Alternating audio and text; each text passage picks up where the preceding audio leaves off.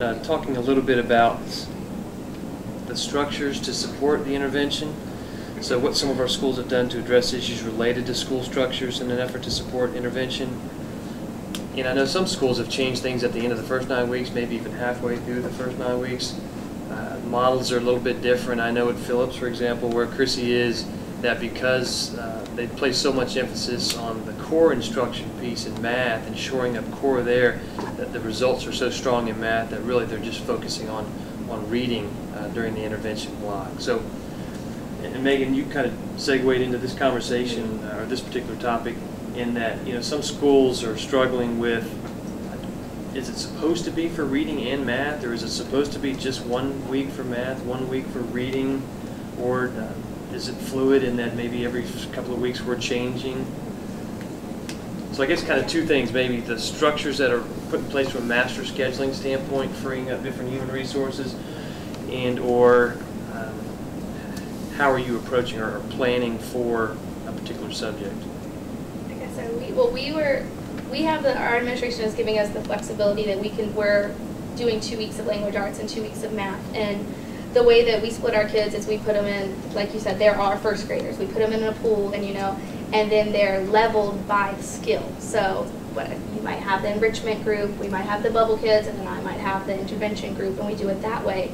And our main reason for continuing to switch in from language arts to math is because if I always go to you every single power-up I'm going to your class, I'm going to catch on. Like, why am I always with this person? Why can I never move out? When if someone, maybe they have a little bit of trouble in reading, they might be really high in math, and it's their turn to go somewhere else, to do something else, to get the instruction from a different teacher.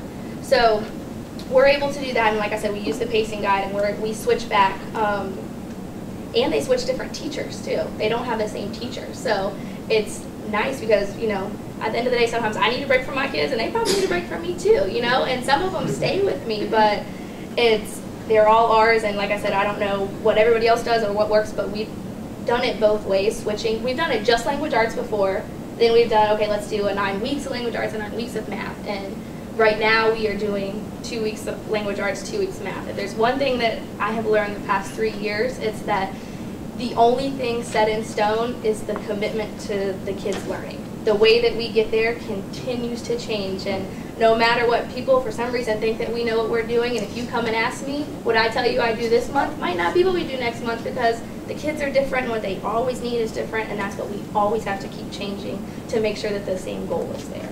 So if you are intervention this 2 week period for reading, yes. During that 2 week period in CLTs, you're actually planning math for the upcoming? We have to plan, it's kind of confusing. It has to go past the 90-minute block, because in the 90-minute CLT plan, we don't have time to do all of that. So outside of our grade level planning, we're going to have to pull our pretest for the next skill and say, okay, you need to give your pretest, have it graded, and bring it to the next CLT. So there's a little bit of prep work that goes past that 90-minute block that we're given. Okay. What about some other schools? What does it look like reading math? We're doing pretty much the same thing, where we do 2 weeks of reading, 2 weeks of math. And again, it's tricky with the planning, and you really have to stay on top of the calendar as to what's next in the pre-test and the post-test, and to stay on top of it. But yeah, we do pretty much the same. We pool everybody together, and then we have the teachers, we have the interventionalists, we have retired tutors. So we can have 8 adults separating a pool of students, and then it's just a matter of finding different locations in the building for them to go. So, but that's a good problem to have. That's right. So we're pretty much doing the same thing that you guys are from the sounds of it. So question for you, the 2 weeks there during reading, and the reading interventionist is participating. The math interventionist, is that math interventionist then during that 2 week block working in core, other places in the grade level, or still? She'll pull people who might be doing excelling in reading. She'll take some for math for a little extra math help, or she might be in a different grade, as K-2-4 has one schedule and 1-3-5 has a different schedule. So you've got to stay on top of the calendar to know who's where at what time. I know our interventionists switch. Like if we have the math interventionist for 2 weeks, then with 3rd grade they flip-flop, so we're on different language math schedule, so we just switch with the language arts interventionists and the math interventionists. Okay. What about other schools? Anyone doing anything different than 2 weeks, 2 weeks? One school that I've worked in was doing every other. So 1 week they would do math, and the next week they would do reading, and they would go back and forth.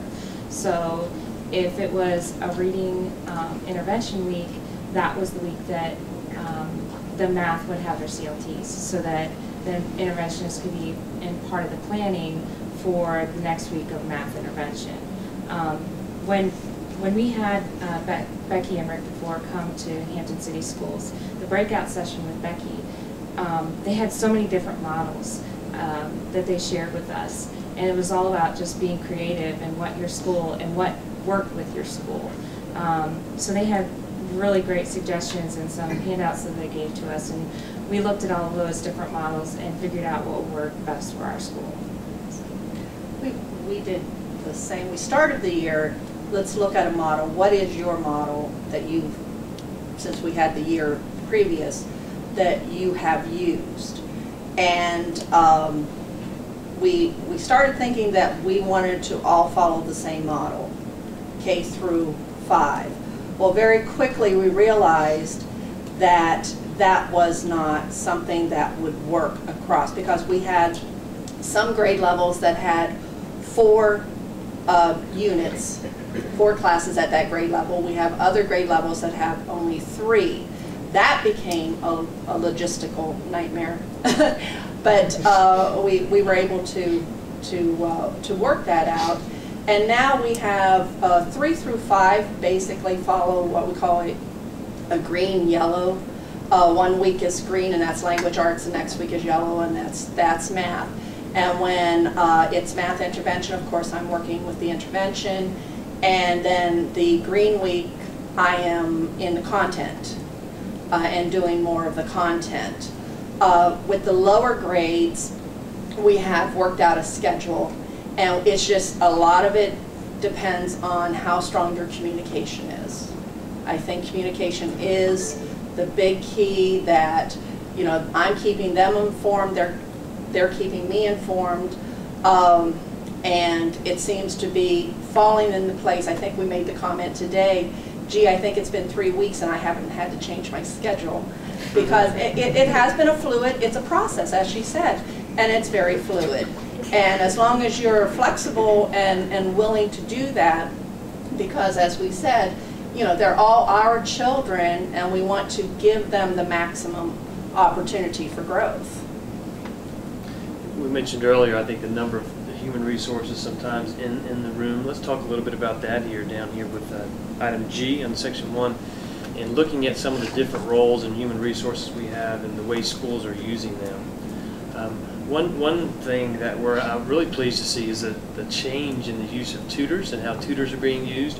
We're finding more tutors are working perhaps with a larger whole group, while the interventionists and classroom teachers or special educators are working in a smaller group from an intervention or remediation standpoint. So when you look at tutors or reading specialists, interventionists, special ed teachers, are all of those people touching students during intervention, or does it vary from week to week, or vary content, and how maybe how some of these roles evolved?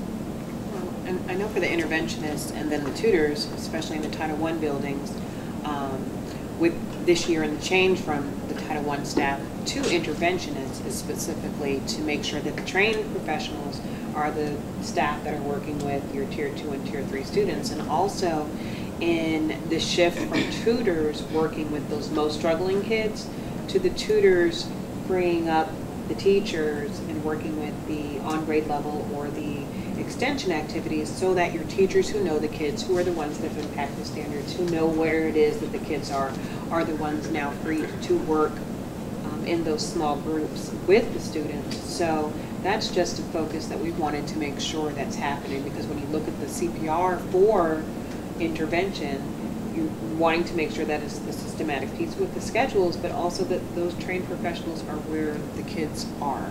So it is a logistical piece, but it's also making sure that the bodies that we have are targeting specific students where they are, so that, you know, the reading specialist is seeing that most struggling student because they have the expertise and the interventionist, and the teachers, and then any other volunteers or anybody else can work with those grade level students with whole group remediation and grade level practice. As well as resource teachers. We found that the resource teachers had some extra time in their day, and I think that, you know, in the creative sense, when you're looking at your schedule, you want to take all people in the school into account, so that you can be using everybody in the best way possible. And I think that's a really critical point. Even more than the specific roles that you're talking about, John, that's what Mrs. Lingle also said, is the communication piece. I think that, you know, and I think we're going to get into this a little bit more, people are looking for a right answer because they don't want to do it wrong, and part of it also goes back to what Megan said, it's a process, you know, and I can remember sitting at Phillips the first day talking about intervention, and they had a very clear model, and now I know it's completely evolved, and that there's the permission to do that, and I think what Tammy was talking about is the creativity, but it's all got to be based on the communication. You know, I know there were concerns at lower grade levels that maybe we're not getting as much support because the focus tends to be on 3-5, but it's communicating that and talking about, well, what are the resources then that can also support that? And as a division, we're really trying to shift to focusing on K and 2 because we know that's going to garner us much success later on. But I think the big thing all of you are talking about is how key communication is. And that part of that PLC process is the collaboration, and to make the intervention as strong as it can be, it's got to have that communication piece. Speaking of communication, another concern we're hearing from schools regarding intervention is just where do we find the time and when do we find the time to plan for intervention? So I'm curious, Megan, you talked a little bit about this. I know, Eric, what you've seen and working with schools too, just how schools are using CLT time, if they are, to plan intervention. Two ways basically, or two focuses, I think, or both sides? Two ways to do that. A CLT should be looking at, you know, the how are we responding to our struggling learners, and we've done a lot of that. Matter of fact, we're almost like tipping, like when we do intervention, and the other part of CLT is just how do we improve our teaching and our learning, and that happens through the core one. So the real piece that we we do need to be, and it's probably going to be more professional development with our CLTs, is yes, we're planning for intervention, but there's also things we can be doing regarding just how we teach during core instruction, and so that involves not only looking at our common assessments and intervention pieces, and it's kind of like we talked about, there's not a one right way to do intervention as long as you're using data. So I guess, you know, we got to have data, and we have to have that all hands on deck approach. I think if we're doing those two things, then our CLT is going to be effective for intervention. Again, the other piece of that is you know, we really haven't done much, or at least I haven't seen much yet, and that's, again, it's on the journey of what are we really doing, looking at improving our instruction through, you know, collegial observations, and looking at, let's sit and we're going to plan a lesson, and then I'm going to watch you teach it, and then we're going to see how that worked, and kind of those sorts of things. So, you know, we've got a, you know, again, it's a journey, but that's kind of the two purposes I've seen of our CLTs. Our schools, when you look at planning, I mean, are in where you are teachers do they have ample time during CLT meetings to plan for intervention? Or, I think Megan alluded to it, it's kind of happening then some, but also after hours or during another planning day? That's happening with us. We're getting a good idea, and we're getting to look at the data. We're having some good discussions about what's going on throughout the rest of the school day. But when it comes time to planning the intervention, we're running out of time. 80 minutes every other week isn't cutting it. So it is running it. We're doing more during our planning time and our grade level meetings, because there's just not enough time to get everything done, unfortunately. I know at Phillips for core instruction, for example, on grade 5, on a 4-person team, you know, one teacher who enjoys math and plans perhaps core lessons with the math interventionist. Is anybody doing something for the grade level? Is anybody doing something similar to that for intervention? Do you all rotate roles, or is one person on the grade level responsible for the activities in the intervention? Or is it more of, we've identified these 3 skills during the intervention block, I'm going to take this skill, you take this skill, you take this skill? That's the way it is more so at Tyler with our upper grades 3, 4, and 5. Some of the teachers on their own have decided during their CLT time that they, while there is always an agenda and there's certain things that we are expected to talk about, whether it's reading or math, each teacher has begun to bring an activity with them to the CLT meeting that they can share, that they might have used or found that would help just kind of bring home a skill, and they agree to use it during intervention. And again, based on the data, if my instructions seem to come over better with place value, for example, if we're talking about math, and Ms. Richardson was better in fractions, then we'll talk about shifting those students or shifting those those teachers so that the kids can get, because maybe it's just a matter of hearing it from a different person, or an activity that you had that you use for place value, you can come and bring it and share it. And we agree that during that intervention time, if it's math week or reading week, whichever week it is, that we'll use that during that intervention. And then when it's the math week again, when we come back, we talk about how it went, and we add any other activities that, you know, might also help in that skill or move on to the next one. I just wanted to add to Opal. We've also discussed when a teacher's really good at something and another teacher is struggling, to pair those 2 teachers up so that they can, the one teacher that maybe is struggling teaching that can see that other teacher teach it. So again, using all the resources that you can so that those teachers could actually co-teach and work together has been extremely helpful, so that the next time that it comes around, that teacher's more effective the very first time in teaching. And that's a great point, because actually, to Eric's point, I'm starting to see a lot more baby steps of peer observations, maybe not as formalized as we would like to, or the true lesson plan study format, which we've been talking to folks about. But I think the nice thing that we're starting to see as a payoff from the PLC piece is that gradual shift in trust, and that, you know, going to see my peers is such a more effective job embedded way of receiving professional development than, you know, the traditional sit and get. So I'm very hopeful about where that's going to take us to. So I think the more opportunities we have to encourage that, you know, and that's a great idea.